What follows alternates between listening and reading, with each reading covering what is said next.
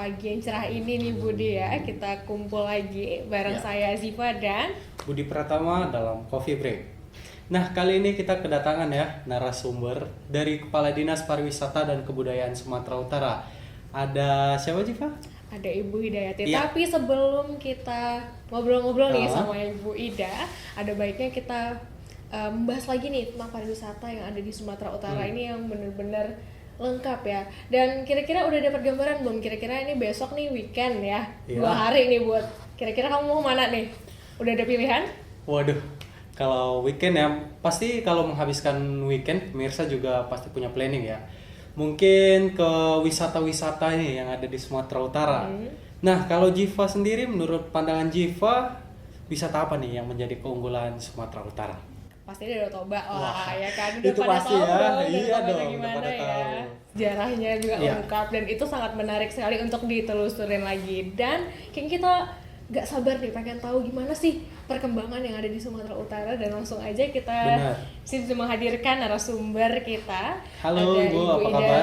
Assalamualaikum warahmatullahi wabarakatuh. Iya, Ibu, kita ingin tahu nih sharing-sharing tentang pariwisata yang ada di Sumatera Utara itu seperti apa sih Bu sekarang Oh ini? gitu ya. Ya, Sumatera Utara pada saat ini ya punya tantangan nih. Ada target wisata mancanegara itu 1 juta.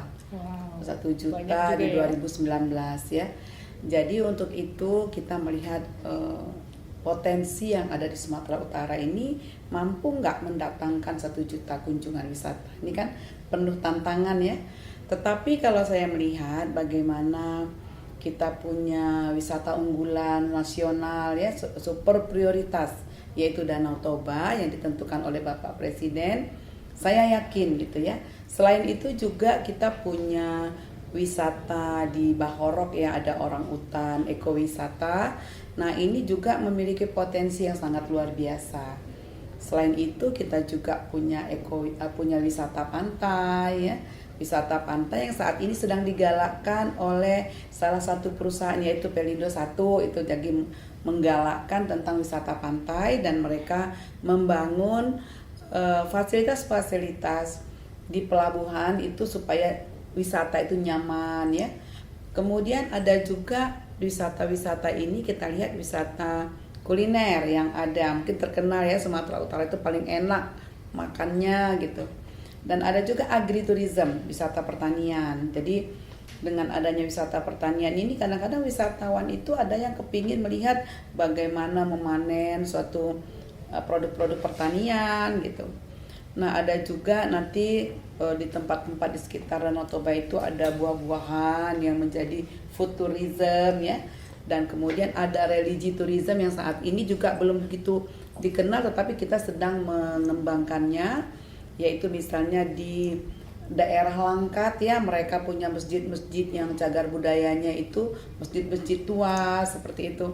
Nah, di daerah barat sendiri, di kawasan pantai barat, yaitu di Mandailing Natal, kemudian ada di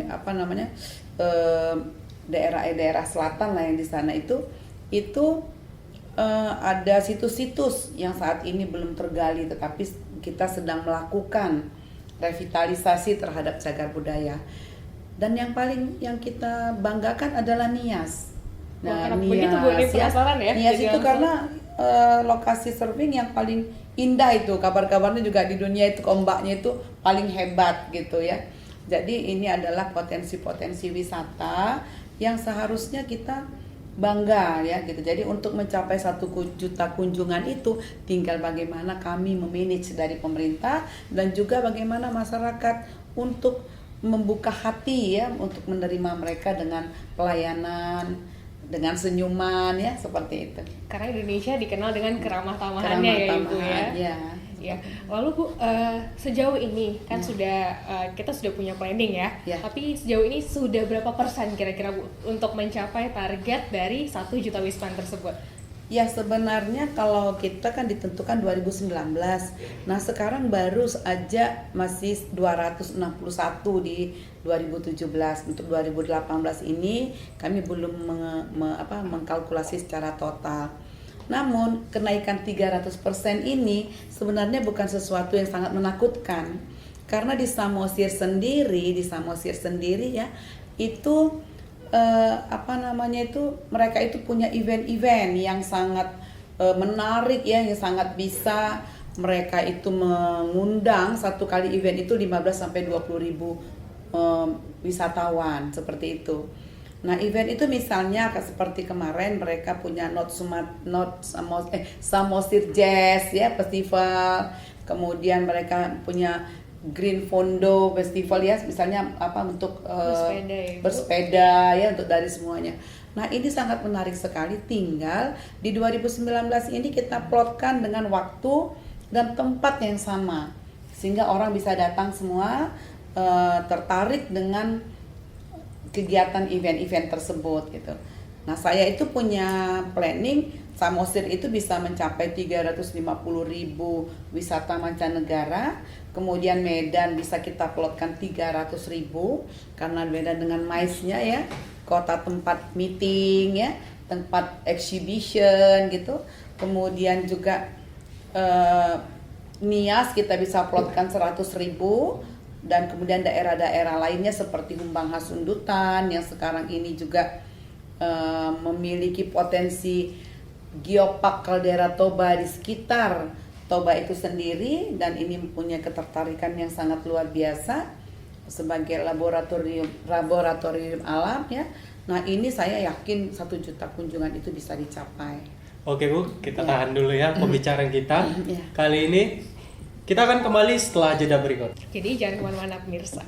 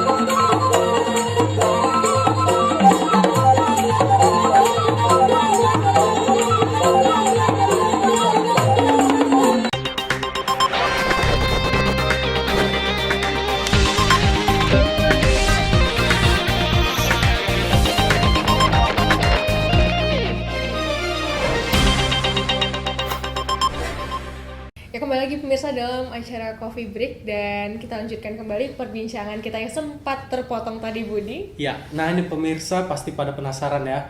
Di Sumatera Utara nih ya Bu, di Sumatera Utara sendiri banyak etnis, terdiri dari 14 etnis yang hidup berdampingan di Sumatera Utara. Nah kira-kira nih buat dari Dinas Pariwisata sendiri nih, apa sih upaya untuk meningkatkan wisata yang ada di Sumatera Utara nih, khususnya untuk yang beragama Muslim nih Bu? Ya, sebenarnya kalau di Sumatera Utara ini ya, potensi wisata kita itu salah satunya adalah kuliner. Ini pasti dicari ya kemana-mana Iya, saja.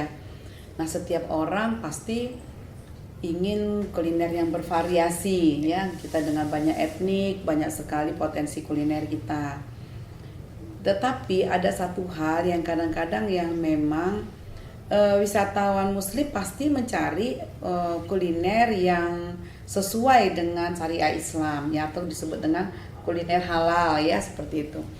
Nah, ini saya melihat ya bahwa memang penting sekali meningkatkan potensi atau volume daripada kuliner halal di Sumatera Utara.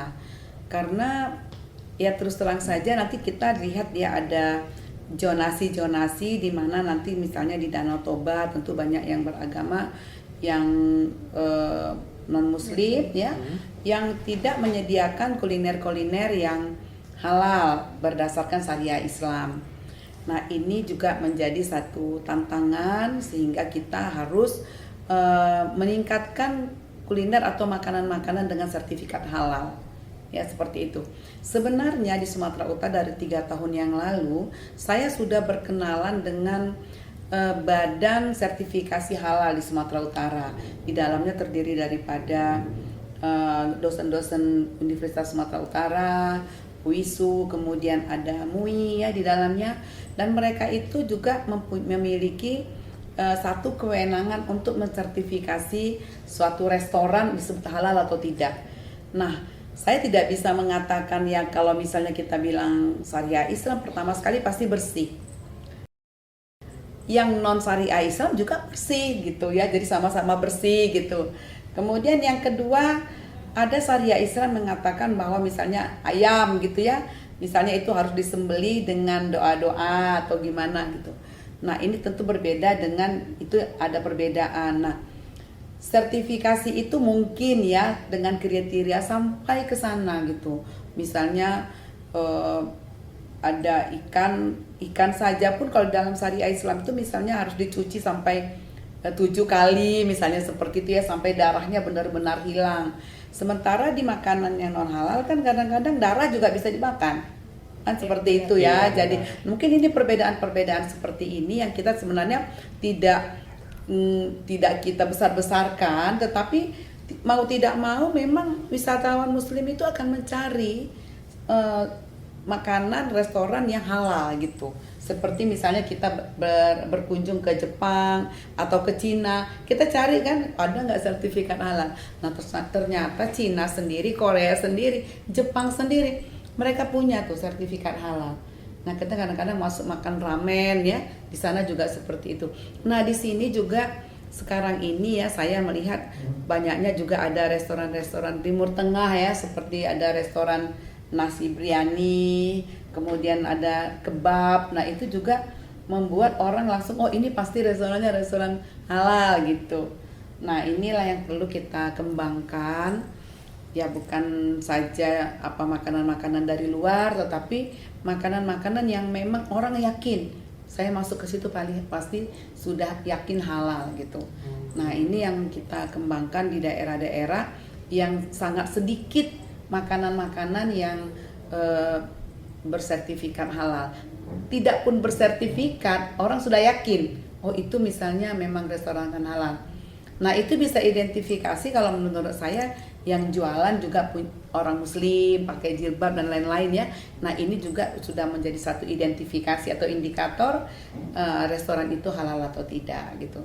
Nah, tidak misalnya dia Muslim, dia akan makan misalnya ayam yang tidak disembelih dengan doa, itu nggak mungkin. Ya, seperti itu. Nah Bu, jadi kira-kira perbedaan nih, tadi Ibu bahas ya wisata halal nih pemirsa. Kira-kira kalau kita membedakan nih antara wisata halal dengan wisata religi itu apa sih Bu? Ya kalau misalnya saya tidak menyatakan wisata halal, tapi tadi food ya, kuliner yang halal seperti ya. Saya rasa semua wisata itu halal aja ya gitu ya. Nah seperti itu.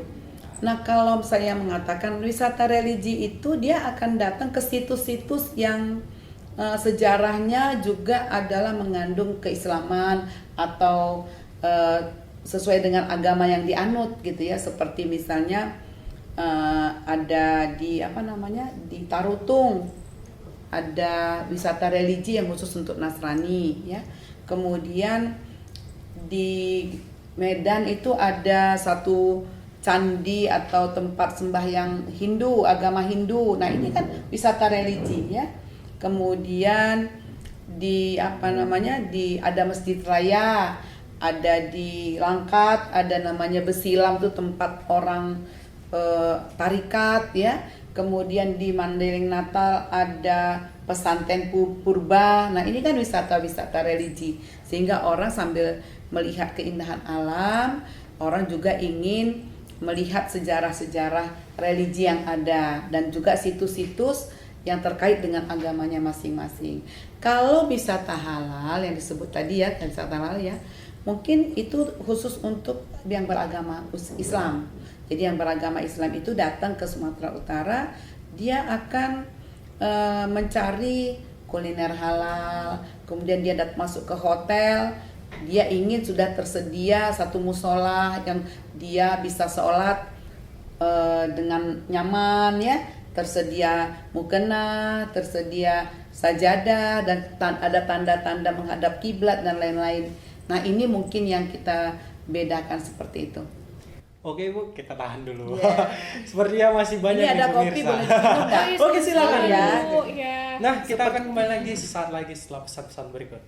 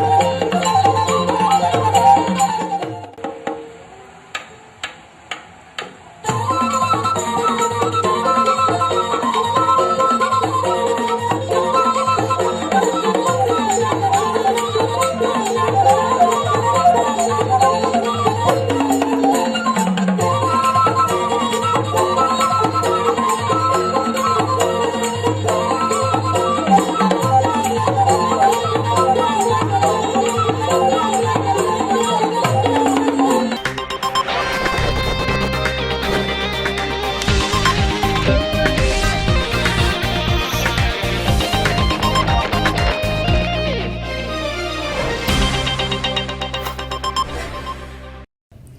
kembali lagi bersama kita masih dengan saya Azifa dan Budi, juga Ibu Hida, yang akan membahas tentang pariwisata yang ada di Sumatera Utara. Dan tadi Bu, di awal kita sudah membahas masalah tentang pencapaian nih 1 juta wisman yang datang ke Sumatera Utara. Lalu seperti apa ya kira-kira target upaya pemerintah terhadap hal tersebut, Ibu?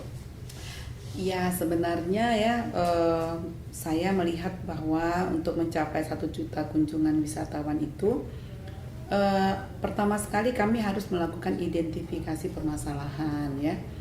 Identifikasi permasalahan ini kami melihat berdasarkan 3A, aksesibilitas, amenitas, dan atraksi. Sumatera Utara itu untuk aksesibilitas itu khususnya untuk Toba sepertinya ada kemajuan ya, tetapi untuk destinasi yang lain seperti misalnya orang utan di Bahoro ini sangat perlu peningkatan, dan juga untuk daerah-daerah pantai timur ini masih kurang memadai gitu ya aksesibilitas.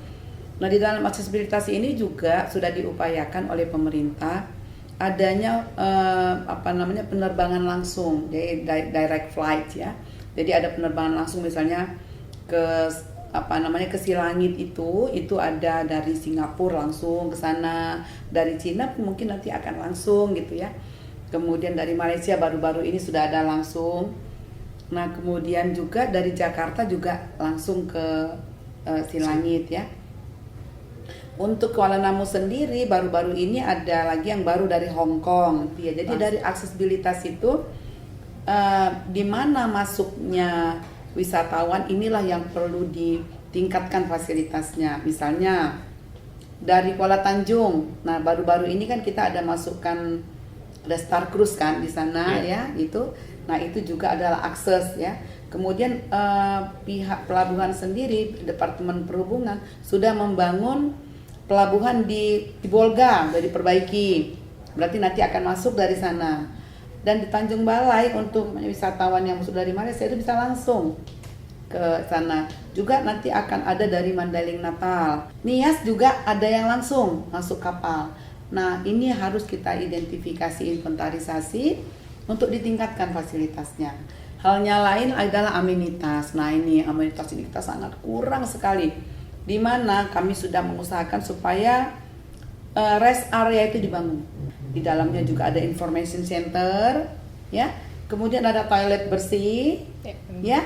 Ini sangat penting sekali ya. Dan baru-baru ini di Danau Toba itu dengan Kementerian Pariwisata ada badan otorita yang di sana itu juga sudah membuat ini, dan juga sudah membangun homestay dari pemerintah. Tetapi ini masih untuk Toba ya, belum kita ke Bahoro, ke Pantai Timur, Pantai Barat ini belum tersentuh nih. Nah, oleh sebab itu amenitas lainnya apalagi penunjuk arah. Jadi kalau misalnya sampai di Selangit, saya mau kemana ya? Bisa tersesat kalau orang yang belum pernah datang. Atau ke Kuala Namu, aduh saya mau kemana ya, jenis-jenis di sini belum ada penunjuk arah yang bisa menuntun mereka untuk mencapai satu destinasi. Nah yang lainnya lagi apa di sana perlu?